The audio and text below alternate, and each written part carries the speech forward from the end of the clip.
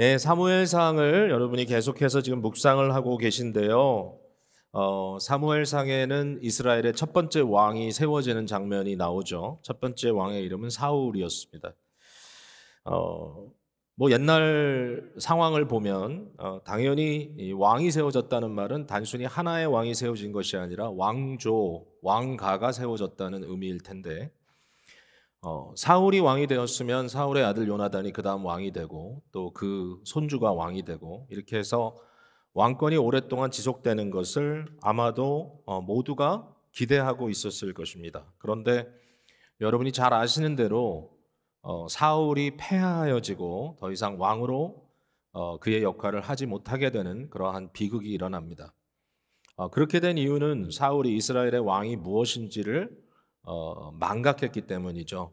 다시 말해서 이스라엘의 왕은 높은 왕 하나님을 섬기는 결국은 왕이라기보다는 왕의 대리인으로서 백성들을 사랑하고 품어주는 역할을 하는 것이고 하나님의 명령을 수행하는 건데 사울 왕이 그 왕권에 집착하게 되고 결국은 자기의 업적을 기념하기 위한 기념비를 세우는 왕으로 이렇게 그의 마음이 하나님을 향하여 차가워지고 불순종했을 때 그 모든 상황 속에 하나님께서 사울 가를 패하시고 대신 다윗이라고 하는 한 목동의 집안을 세우시는 이제 그러한 모습을 보게 되고 결국은 다윗을 통하여 말 그대로 이 다이내스티, 이 왕조가 세워지게 되고 우리가 아는 대로 성경 전체의 내용을 본다면 하나님께서 약속하신 대로 다윗의 아들 예수 그리스도가 영원한 왕으로 이 세상에 오심으로 인하여 이 다윗 왕조를 정말 말 그대로 영원한 왕조가 되었다. 이제 이렇게 이야기할 수 있게 되겠습니다.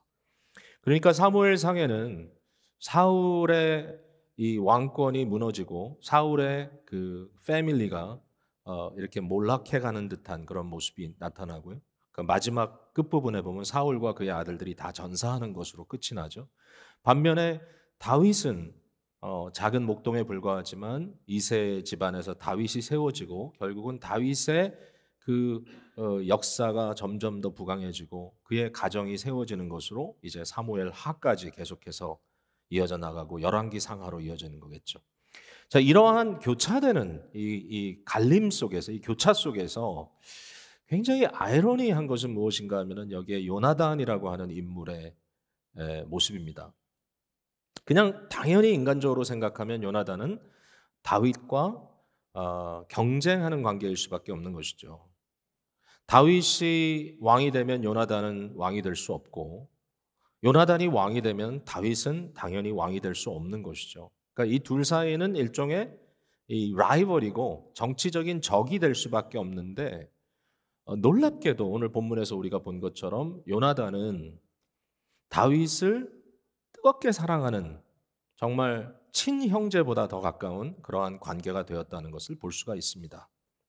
일종의 아이러니이기도 합니다. 18장에 결국은 사울이 어떻게 다윗을 대적하게 되었는가라는 내용이 등장을 하지만 그러나 그것이 굉장히 허구였다는 것을 보여주는 방법 중에 하나가 사울의 아들 요나단이 다윗을 이처럼 뜨겁게 사랑하고 뿐만 아니라 사울의 딸 미갈이 다윗을 연모하고 결국은 다윗과 결혼하게 되는 이제 이러한 좀 뭐랄까요? 사울로서는 맨 마지막에 이렇게 써 있죠. 사울이 다윗을 더욱 두려워하여 평생의 다윗의 대적이 되었다고 하는 이러한 사실을 사실은 역행하고 있는 이러한 모습으로 18장에 굉장히 복잡하게 드러나 있다라는 것입니다. 자, 이것이 전체적인 흐름일진데 저는 오늘 요나단의 사랑에 대해서 좀 집중을 해보려고 합니다. 요나단의 사랑은 어떤 사랑인가? 일반적으로 우리가 성경에 나오는 가장 아름다운 우정의 모습을 다윗과 요나단, 요나단과 다윗의 우정이라고 얘기하는데 근데 들여다보면 이게 단순히 보편적인 우정과는 좀 질이 다른 그런 관계인 것 같아요. 여러분 그 사무엘 하 1장으로 한번 펴보실래요? 뭐 뒤로 쭉 넘어가다 보면 464페이지, 뭐 뒤가 아니라 앞으로 가겠네요. 사무엘 하 1장 26절, 한번 25절부터 제가 볼게요. 지금 어떤 상황인가 하면은 사울과 요나단이 전장에서 죽었습니다. 그리고 그 죽었다는 소식을 다윗이 듣게 되죠. 바로 그 순간에 다윗이 이 상황에 대해서 노래를 지어 부릅니다. 슬픈 노래입니다. 25절에 오호라 두 용사가 전쟁 중에 엎드려졌도다. 요나단이 내 산 위에서 죽임을 당하였도다. 이러면서 산을 향하여 이렇게 노래를 합니다. 26절 이제 이때 요나단을 부르죠. 내 형 요나단이여 내가 그대를 애통함은 그대는 내게 심히 아름다움이라 그대가 나를 사랑함이 기이하여 여인의 사랑보다 더하였도다. 오호라 두 용사가 엎드려졌으며 싸우는 무기가 망하였도다. 이렇게 다윗이 이 순간에 아주 애도하는 그런 이야기를 하게 되는데 여기 보면 다윗이 요나단의 사랑에 대해서 이렇게 얘기합니다.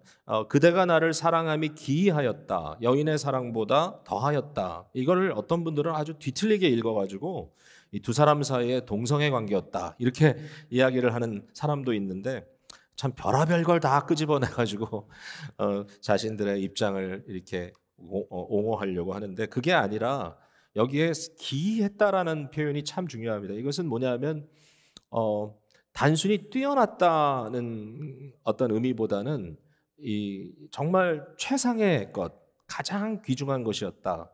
그러니까 이 정말 여러분 모든 물건들이 있는데 그 물건 중에 종류는 같은 물건이지만 최상의 물건이 있잖아요, 그죠? 같은 사과들이 있지만 그 사과 중에 최상의 사과가 있고 같은 포도들이 있지만 최상의 포도가 있잖아요. 그러면 이 최상의 포도를 보면서 하는 말이 너는 참 기이한 포도다 이렇게 얘기할 수 있는 거죠. 그러니까 사랑은 같은 사랑이지만 아주 순도가 높은 최고의 사랑이었다. 그 사랑이 얼마나 순도가 높았냐면 이제 물론 다른 종류의 사랑이긴 하지만 다윗이 많은 여인들을 사랑했다는 기록들이 나오잖아요. 여인들을 사랑하면서 그 애정의 관계 속에 어떤 한 연인들 간의 관계 속에 느꼈던 사랑의 순도보다도 다른 사랑이지만 사랑이라고 하는 본질적인 의미에서의 순도가 가장 뛰어난 사랑이었다라고 이야기를 하는 거예요. 그런 의미에서 보면 오늘 우리가 이 요나단의 사랑을 이야기할 때 이 사랑을 통하여 가장 순도 높은 사랑의 모습이 어떤 것인가를 볼 수 있겠다라는 생각이 드는 것입니다. 뛰어났다는 의미에서 요나단의 사랑을 우리도 할 수 있을까라는 질문이 생기기도 하지만 동시에 요나단의 이런 뛰어난 사랑의 그 내용 자체가 하나님께서 우리에게 부탁하신 사랑의 내용과 동일하기 때문에 사실 우리는 또 깊이 이 문제를 우리의 문제로 받아들여야 될 것 같아요. 18장 다시 돌아가서 1절에 보면 이렇게 써 있습니다. 요나단의 마음이 다윗의 마음과 하나가 되어 요나단이 그를 자기 생명같이 사랑하였다. 그러면서 3절에 가도 그렇죠. 요나단은 다윗을 자기 생명같이 사랑하여 자기 생명같이 사랑하여 이게 제가 조금 이따 좀 더 설명을 할 텐데요. 그러나 이 말이 한편 보면 어떻게 이렇게 사랑할 수 있어? 라고 얘기할 수 있지만 그러나 본질적인 이웃사랑의 계명이 뭡니까? 레위기 19장 18절에 그 유명한 계명 그리고 예수님도 이 계명을 우리에게 가르치셨죠. 뭐죠? 내 이웃을 내 자신과 같이 사랑하라 이겁니다. 너의 이웃을 너 자신처럼 사랑하라. 이 자신이라는 말과 여기서 나오는 생명이라는 말은 그렇게 거리가 먼 단어들이 아닙니다. 그러니까 하나님께서 우리에게 주신 사랑의 본질적인 계명의 의미가 내 이웃을 사랑하되 그 이웃을 너의 생명같이, 너 자신같이, 너의 스스로의 몸같이 사랑하라라고 했다는 것이죠. 여러분 이런 사랑이 가능합니까? 라고 질문할 수 있지만 바로 그걸 얘기하는 겁니다. 여기서 요나단의 순도 높은 사랑, 그 사랑의 내용은 사실은 하나님께서 이미 하나님의 계명을 통하여 그의 백성들에게 선포했던 사랑, 내 이웃을 너 자신처럼 사랑하라. 실제로 요나단이 다윗을 자기 생명처럼 사랑했다라고 기록되어 있습니다. 자, 사랑에 대한 이야기를 하자니까 또 어떤 분들에게는 또 사랑이야. 사랑이란 말은 우리가 많이 듣는데 우리 항상 사랑 하지만 정말 거기에 대해서 뭐 건질 게 있을까? 그런 거 있잖아요. 또 중요한 말이지만 똑같은 말을 자주 하다 보면 그 의미가 좀 퇴색되고 거기에 대한 어떤 감정적인 강도가 식어버리는 그런 경우가 많아서 사랑에 대한 설교를 하는 게 참 어렵다고 생각합니다. 그런데 우리가 놓지 말아야 될 사실은 사랑은 우리가 믿고 있는 신앙의 가장 중심이라는 거예요. 이렇든 저렇든 우리는 첫사랑을 회복해야 돼. 어쨌든지 우리는 사랑을 버리지 말아야 돼. 어쨌든지 우리는 사랑 가운데 거해야 돼. 그냥 많이 들었고 많이 노력해봤고 했으니까 여기까지다 하고 접어버리는 것이 아니라 사랑은 영원토록 포기할 수 없는 현실. 사랑은 본질이고 사랑은 목적이고 사랑은 결과물이고 사랑은 결국 하나님 안에서 우리가 누릴 최고입니다. 왜 그럴까요? 그 이유는 하나님이 사랑이기 때문입니다. 하나님은 사랑을 한다가 아니라 하나님은 사랑이시다라고 성경은 말하고 있죠. 그러니까 하나님의 존재 자체가 사랑이라는 말밖에는 표현할 수 있는 다른 단어가 사실상 없다라는 것입니다. 하나님은 사랑이다. 이 말이 너무 중심적입니다. 자, 지난 주 중에 제가 수요일에 필라델피아 공항을 떠나서 시애틀 공항에 도착했습니다. 늦은 시간이었는데 그 시간에 시애틀 공항에서부터 저희 교회 가족들이 머물고 있는 호텔까지 가는 그 길을 가야 했습니다.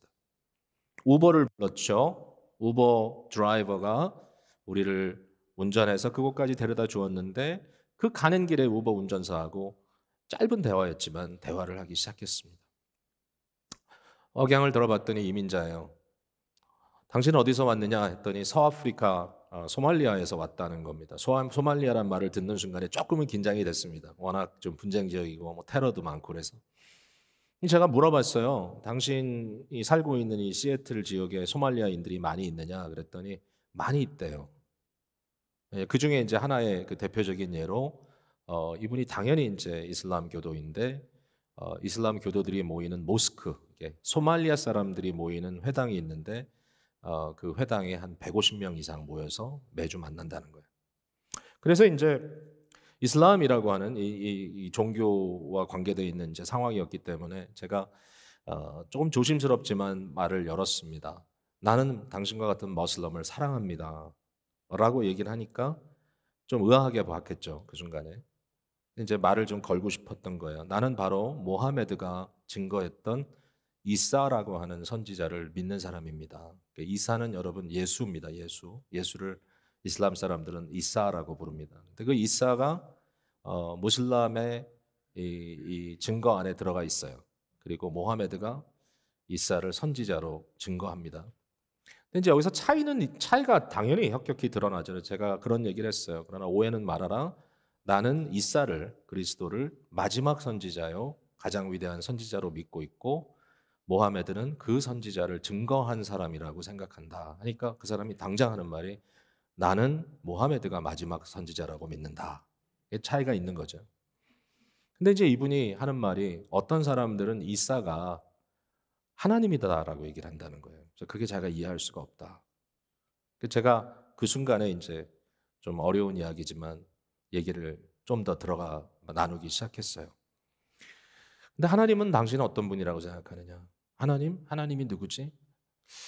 알라라는 그들의 어떤 신의 개념은 좀 막막합니다. 인격자도 아니고 그렇다고 어떤 물건도 아니고 분명히 어떤 힘은 힘인데 어떤 존재는 존재인데 도대체 이게 뭔가 그냥 절대자예요. 절대자. 아무런 타협도 할 수 없는 절대자. 알라는 그냥 절대자일 뿐이에요. 제가 그랬어요. 근데 우리는 하나님은 영이라고 믿는데 그 자유로우신 하나님께서는 스스로 계시기도 하시지만 인간 안에 계시기도 하시고 또 성령 안에서 그 하나님이 너와 내 안에도 있을 수 있다라고 너는 생각해 봤느냐라고 하니까 당장 화를 내더라고요. 더 이상 얘기하고 싶지 않다. 왜? 그 순간에 그들의 마음에 굉장히 혐의를 느낀 겁니다. 왜? 자기가 그토록 신성시하는 알라를 모독한다라고 생각한 거죠. 그럴 땐 조용히 해야 됩니다. 근데 이게 차이인 거예요. 이게 차이. 여러분 저는요. 이슬람이라고 하는 종교 자체에 대한 일종의 존중성을 우리가 좀 가져야 된다고 생각해요. 어떤 부분까지는 물론 거기에 통합적인 진리가 없다는 게 안타까운 일이지만 그런 어떤 부분까지는 하나님의 진리가 파편적으로 이 세상에 이것저것에 흩어져 있어요. 이슬람에도 굉장히 고차원적인 철학이 있거든요. 절대로 무시할 수 없어요. 그 역사를. 그런데 절대로 그 사람들이 기독교의 삼위일체 철학을 따라갈 수가 없어요. 삼위일체 하나님에 대한 철학은 어려워요. 신비해요. 우린 분명히 말해요. 하나님은 한 분이라고.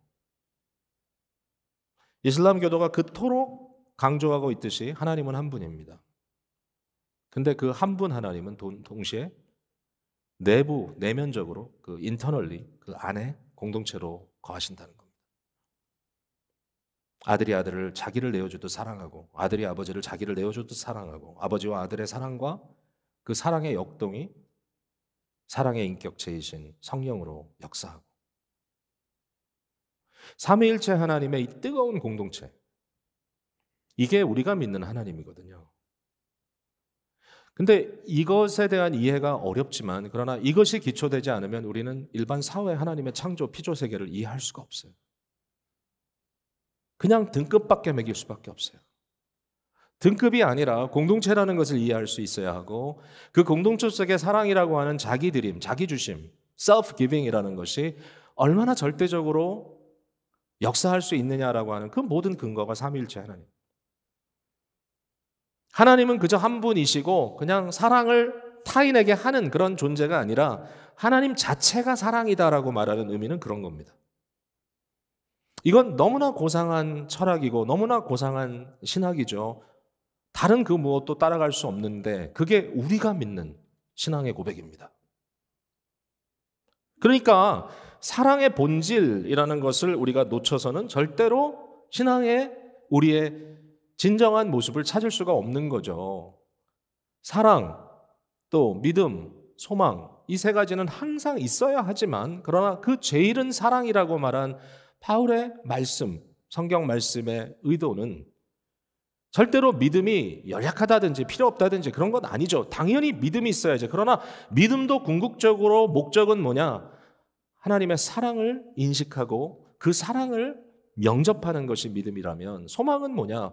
결국 그 사랑의 영광 속에 우리가 다 합류할 거라고 하는 기대 속에 살도록 해주는 것이 소망이라서 결국은 사랑으로 출발하고 사랑으로 마무리되는 것이 우리의 신앙이고 신앙의 여정이라고 말할 수밖에 없는 것이죠. 여러분, 우리는 이러한 사랑이라고 하는 현실 속에 살고 있는 자들입니다. 오늘 본문에 사랑에 대한 표현이 한 두 가지로 저는 잘 나오고 있다고 생각합니다. 가장 순도 높은 사랑, 이것이 어떤 것인가? 사랑은 어떤 것인가? 첫 번째, 사랑은 영혼과 영혼이 이어지는 것이다, 엮여지는 것이다 라는 말씀을 드리고 싶어요. 자, 여러분 한번 잘 이해해 봅시다. 18장 1절에 다윗이 사울에게 말하기를 마침에 요나단의 마음이 다윗의 마음과 하나가 되어 요나단이 그를 자기 생명같이 사랑했다 그랬습니다. 여기 다른 단어들이 나오지만요, 사실은 이 마음, 생명, 이게 한 단어입니다. 똑같은 단어. 네페시라고 하는 히브리어에 자주 등장하는 단어인데요, 네페시는 영혼입니다. 영혼, 혼, soul이라고 번역이 되죠, 영어로. 이것도 동시에 생명이라고 번역할 수 있어요.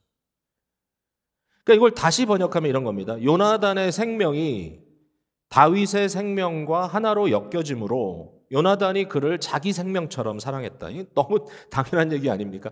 왜 요나단이 다윗을 자기 생명처럼 사랑했을까요? 그 이유는 뭐냐면 자기 생명과 요나단의 생명이 엮여졌기 때문에. 자, 모든 사랑이 동일하냐? 그렇지 않아요.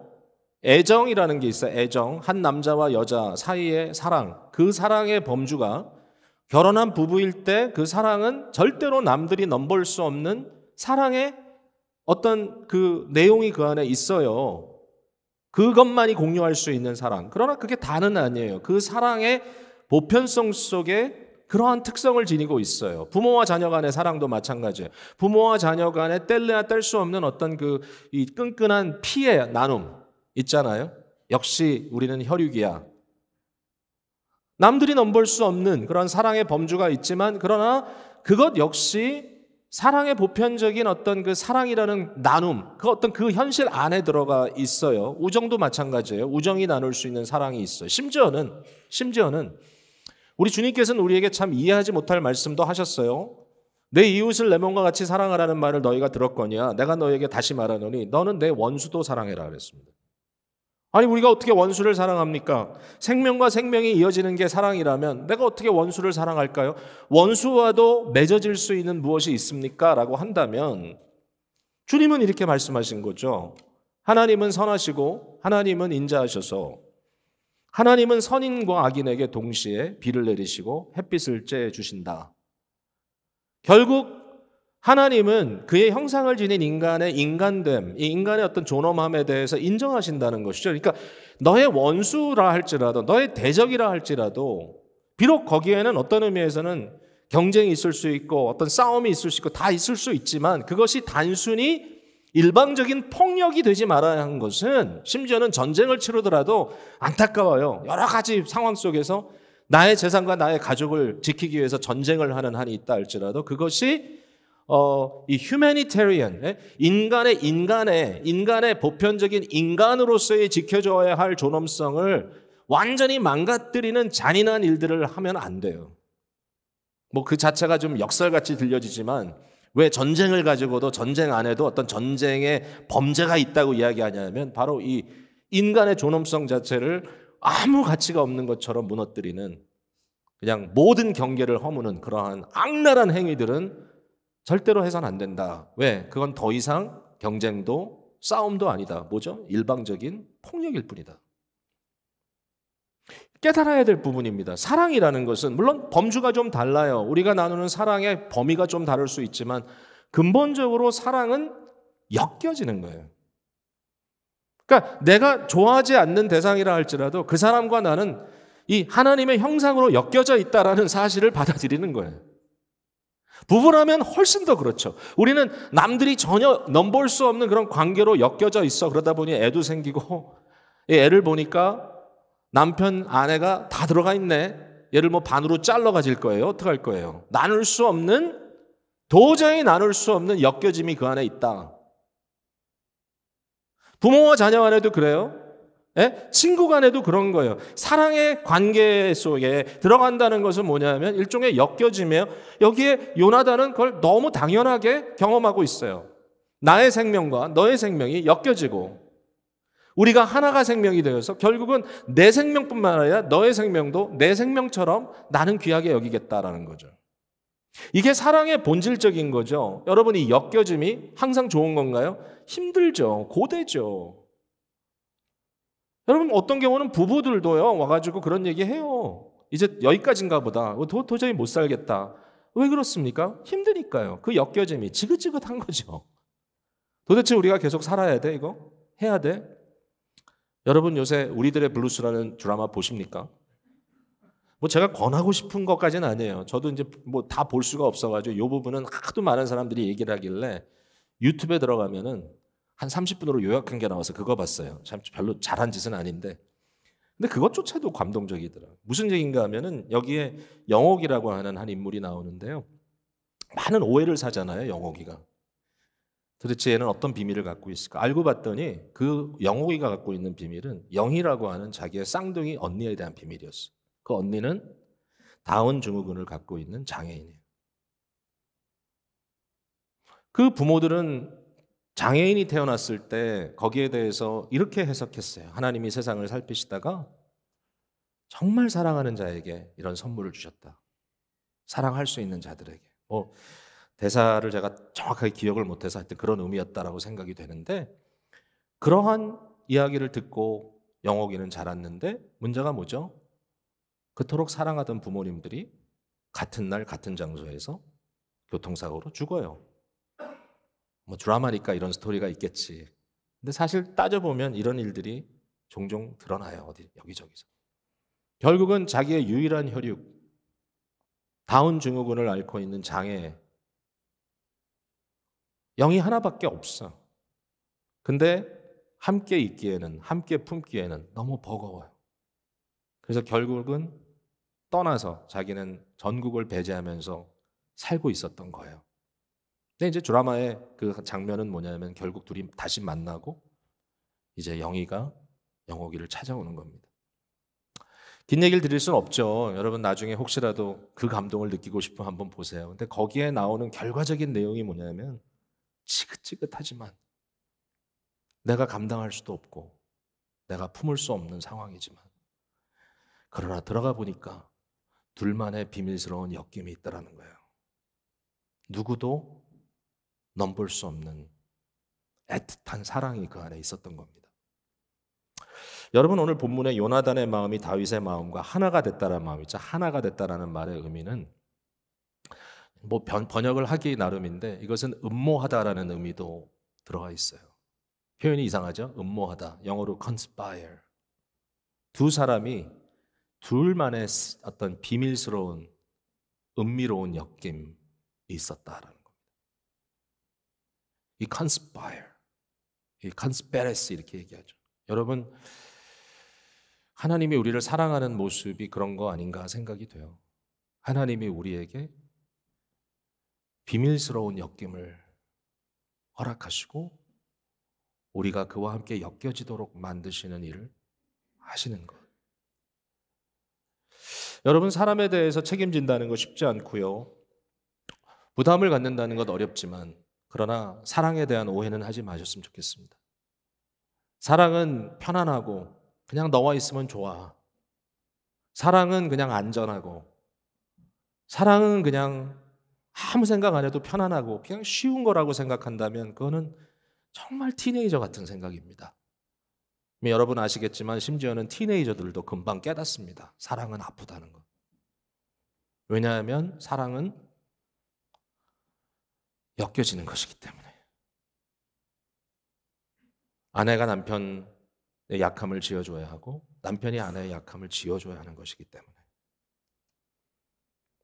부모가 자녀들을 힘들어도 지켜주고 돌봐줘야 되고 부모가 약해지면 자녀들이 부모를 돌봐야 되는 것이기 때문에.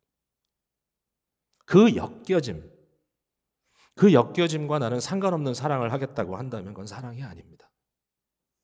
본질적으로 사랑은 엮여지는 것이고 그 엮임 속에는 상대의 짐을 지어야 하는 부담이 있는 거죠. 오늘 본문의 엮여짐을 언약이라고 얘기하는데 3절에 너무나 잘 아는 얘기죠. 요나단은 다윗을 자기 생명같이 사랑하여 더불어 언약을 맺었다. 어떤 언약을 맺었는지 모르겠는데 나중에 보면 사울이 너무 화가 나가지고 내 아들이 다윗과 내 원수 다윗과 맹약을 했다 이렇게 얘기를 합니다. 그리고 나를 해하려고 한다까지 얘기를 합니다. 절대로 아니죠, 요나단은.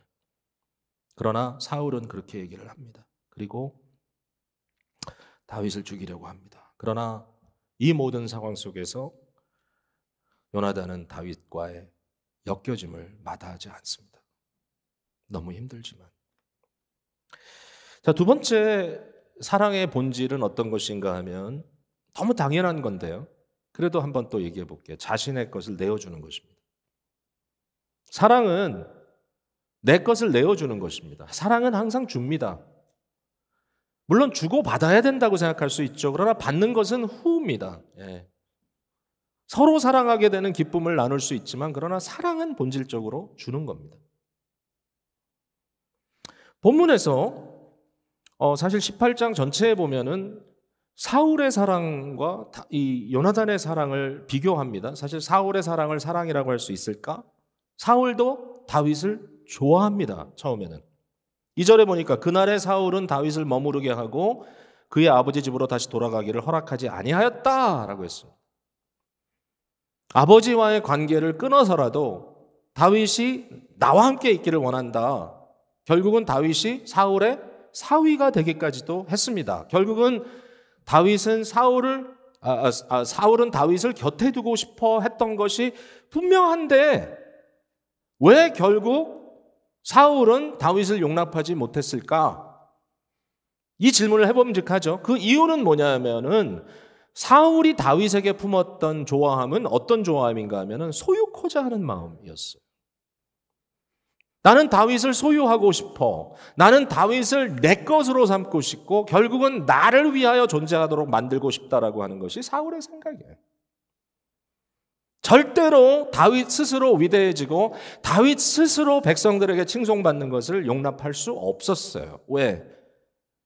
다윗은 사울의 입장에서는 내가 다윗을 좋아하는 이유는 내가 다윗을 오온하고 있기 때문에 너는 내 거야. 그러므로 절대로 내 범주 밖에서 너의 것을 할 수가 없다라고 얘기하고 있기 때문입니다. 이 집착, 이 소유욕, 여러분 어떨 때는 사랑을 그렇게 오해하는데요. 그건 사랑은 아닙니다. 부모 입장에서 자녀들에 대해서도 사랑과 집착을 혼동해서는 되지 않습니다. 고부간의 갈등이 있을 때도 어떨 때 보면은 아들한테 야 네가 선택해. 네 와이프냐 나냐. 그런 건 제발 하지 마세요. 그건 집착입니다. 그러면 다 망합니다. 네가 내 거야. 내가 너를 낳았어. 너는 그러니까 평생 나랑 엮여서 이제 너는 절대로 도망 못 가. 뭐 이런 거 말고. 그건 집착이죠. 요나단의 사랑은 어떤 사랑인가 하면 주는 사랑이에요. 그게 사랑이에요. 그게 진짜 사랑이에요. 4절을 볼까요? 요나단이 자기가 입었던 겉옷을 벗어 그랬습니다. 벗어. 여기 벗었다라는 말이 굉장히 중요한 단어인데요. 벗었다는 말은 벌거벗었다는 말입니다. 벌거벗었다. 다 벗겨졌다. 굉장히 놀랍죠. 그러니까 이 요나단이 그냥 겉옷 하나 벗어준 것이 아니라 요나단이 다 stripped away. 완전히 벗었다. 마치 이것은 빌립보서 2장에 나오는 예수 그리스도가 하늘의 영광을 stripped away. 벗으시고 우리와 같이 인간이 되셔서 죽기까지 복종하셨다는 말과 맥이 통하는 단어예요. 완전히 벗었다. 근데 이 의미를 보면 알 수 있어요. 자, 겉옷을 벗었다는 말은 왕자의 옷을 벗어줬다는 얘기고요. 그 다음에 자기가 갖고 있던 무기들을 다 내어줍니다. 군복과 칼과 활과 띠도 줬다.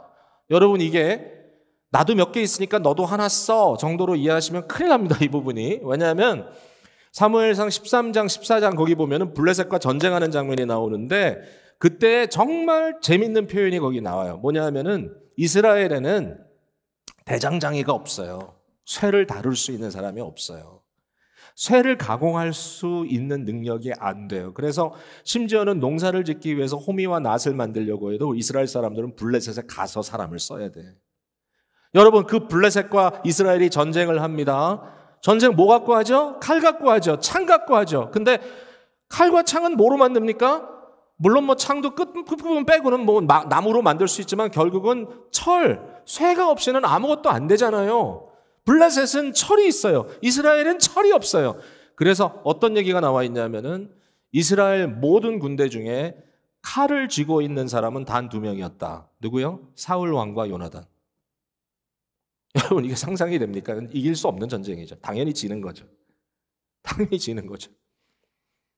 자, 칼이 너무 많기 때문에 그래 너도 하나 가져. 이게 아니었어요. 이 순간에 정말 요나단은 몰라요. 뭐 스페어가 하나 생겼는지 모르겠지만 어쨌든 그 순간에 가장 중요한 것은 뭐냐면 이처럼 귀한 모든 것들 자기의 것을 벗어서 스트리퍼 웨이 해서 다윗에게 줬다라는 거예요. 자, 근데 그 다음 말이 더 기가 막혀요. 5절에 다윗은 사울이 보내는 곳마다 가서 지혜롭게 행하매. 우리 번역이 조금 약해요. 무슨 얘기냐 하면은 다윗이 어디를 가든지 성공했다라는 표현이에요. 어디를 갔든지 성공했다. 다윗이 성공하는 거예요. 근데 우리 성경에 빠져 있는 단어가 하나 있어요. 4절과 5절을 이어주는 그 이음이 빠졌어요. 우리 영어로 얘기한다면 and입니다. and. 접속사라고 하나요? conjunction. 이게 있어요. 히브리어 성경에 보면 그 다음 단어 맨 앞부분에 vow라고 하는 이 and가 나와요. 근데 이 의미가 뭐냐? 이 vow가 되게 재밌어요. and라는 말이 너무 많이 나오는데 정말 모든 의미로 다 쓰여져요. 근데 이 순간에는 어떤 의미로 쓰여져 있는가를 우리가 볼 수 있냐면 이런 거예요. 요나단이 자기가 입었던 모든 것들, 갑옷과 칼과 창과 뭐 겉옷이며 뭐며 이걸 다 벗어줬기 때문에 그러므로 다윗이 가는 곳마다 성공했다는 얘기입니다. 여러분 이걸 놓쳐서는 안 됩니다. 절대로. 다윗의 성공이 혼자 한 성공이 아니라 요나단이 자기의 삶을 그에게 내어줬기 때문에 성공할 수 있었던 삶이었다는 거예요. 다윗의 위대함은 요나단의 사랑의 결과였다. 여러분 그런 사랑 갖고 계신가요? 나의 사랑이 저 사람을 위대하게 했다. 나의 사랑으로 말미암아 저 사람이 위대하게 되었다. 여러분 그런 사랑 하고 계신가요? 제가 아는 대로 모든 부모들은 그 사랑을 합니다. 자녀들을 위하여 끝까지 자기의 모든 것을 발라내어주는 사랑을 하고 그 사랑을 받은 자녀들은 부모보다 더 위대한 사람이 될 수 있습니다. 근데 그 부모들은 그 위대한 사랑을 절대로 아깝게 여기지 않습니다. 우리의 인생에 중요한 프로젝트가 있다면 나 혼자 먹고 잘 살고 인생을 마치는 것이 아니라 과연 나라는 인간을 하나님께서 이 세상에 보내셨을 때 나로 인하여 나보다 더 위대해진 사람들이 이 세상에 있느냐라는 질문인 것이죠. 어려운 질문이고 그건 나와 상관없는 질문이라고 생각하십니까? 아니요. 우리 모두에게는 사랑의 계명을 주셨고 사랑은 본질적으로 사랑 때문에 나보다 더 위대한 사람을 만들고자 하는 의지를 갖고 있는 것입니다. 사울은 그런 사랑을 할 수가 없었습니다. 왜냐하면은 사울은 다윗이 자기보다 더 위대한 사람이 되는 것을 시기하고 질투하고 죽이고 싶을 만큼 미워했고 죽이려고 했습니다. 놀라운 것은 요나단은 다윗의 성공을 질투하지 않고 질투만 하지 않고 질투가 조금 있었다면 그것을 능가하는 기쁨으로 함께 기뻐했다는 사실입니다. 여러분, 요나단을 절대로 약한 자로 보지 마세요. 요나단은 대단한 사람입니다. 용맹했어요. 우월한 유전자를 갖고 있는 사람입니다. 사울은 남들보다 머리가 하나 더 있던 장대한 사람이었고 요나단은 아마도 그만한 놀라운 체격과 체력을 갖고 있었던 사람일 것입니다. 사무엘상 14장에 나온 블레셋과의 전쟁, 다 지는 전쟁인데 요나단 혼자 적지에 뛰어들어가서 싸움으로써 전쟁의 방향을 뒤집어 놓습니다. 거기에 보면 요나단이 혼자 들어가서 20명 블레셋 군인들을 쓰러뜨렸다, 그들을 죽였다라고 써 있습니다. 20명? 하도 이상한 무술 영화를 많이 봐가지고 20명 쓰러진 거는 아무것도 아니라고 생각할지 모르겠지만 여러분 요새 격투기 같은 거 나오잖아요. 저는 별로 좋아하진 않는데 가끔 끔찍하지만 이상하게 눈길을 갈 때가 있어요. 이렇게 채널 돌리다 보면. 근데 여러분 아무리 상대가 안 되는 능력을 지닌 격투기 선수를 할지라도 한 명 때려 눕히고 나면 또 한 명 올라오고 때려 눕히고 나면 또 한 명 올라오고 그래가지고 20명 상대해서 이길 수 있겠습니까? 누구도 못합니다. 누구도 그 체력이 없습니다. 요나단은 걸 할 수 있었던 사람입니다. 요나단이 실력이 없었나요? 아니요. 요나단에게 기회가 없었나요? 너무 많았어요. 요나단은 놀라운 사람이었지만 경쟁은 할 수 있어요. 경쟁은 좋은 거예요. 서로 경쟁함으로 더 좋은 사람들이 될 수 있어. 그런데 요나단은 다윗을 동지로 여기고 형제로 여기고 뿐만 아니라 그럼에도 불구하고 다윗의 성공을 기뻐할 수 있었다. 저는 이것이 사랑의 본질이라고 생각합니다. 마지막 결론을 내리겠어요. 자, 여러분, 근데 이제 중요한 건 뭐죠? 구약 성경을 읽다 보면 이런 놀라운 장면들이 등장을 하고 사랑은 이런 거구나 이렇게 보여주는데 본질이잖아요. 근데 결국 우리에게는 구약만 있는 게 아니라 신약 성경이 있잖아요. 그건 뭐예요? 이 모든 것이 사실은 소망이고 갈망이었다는 것이죠. 다윗에게 이토록 아름다운 형제, 이토록 자기를 사랑했던 바로 요나단은 전장에서 죽고 말았잖아요. 결국은 누구를 향하여 가고 있느냐? 진정한 요나단, 유일한 친구 그리스도 예수를 향하여 가고 있는 겁니다. 예수는 진정한 요나단입니다. 요나단의 완성이고 요나단의 최선입니다. 예수 그리스도께서 요한복음 15장에 제자들을 품으면서 말씀하십니다. 내가 너희를 더 이상 종이라고 부르지 않겠다. 뭐 종이라고 예수님께서 불렀다는 그런 게 아니라 제자들은 당연히 예수님을 주님 했단 말이죠. 당신이 주인입니다. 나는 당신의 서번트입니다. 나는 당신을 섬기는 자입니다. 그래서 주님께서 내가 너를 종으로 부르지 않겠다. 그 관계가 성립이 안 된다는 건가요? 성립이 되죠.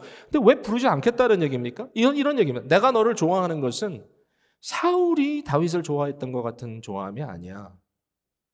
나는 너를 종으로 소유하고 내가 원하는 대로 나의 손발로 사용하고 싶은 것 그 이상.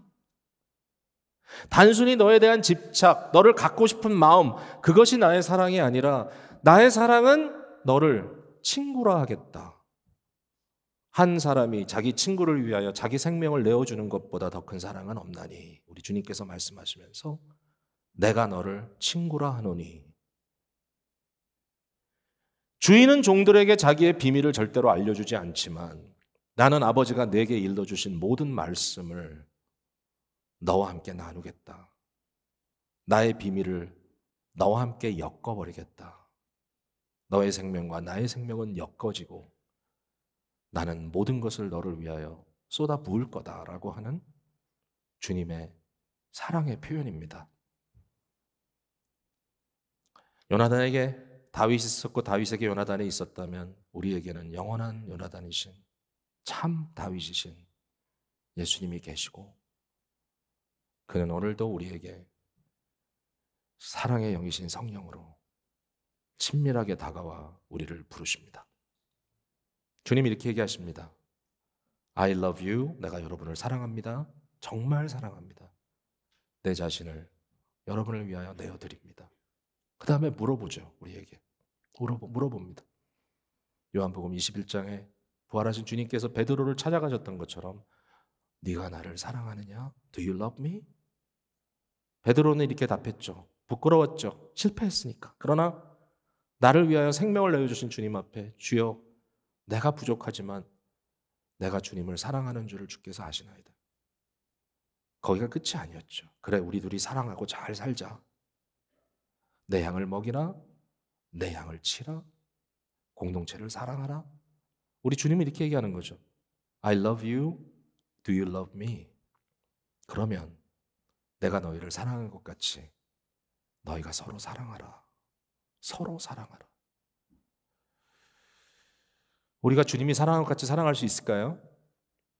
우리가 오늘 나눴던 말씀에 나온 이런 본질적인 사랑을 계속할 수 있을까요? 여러분, 근데 믿음이 필요합니다. 무슨 믿음이죠?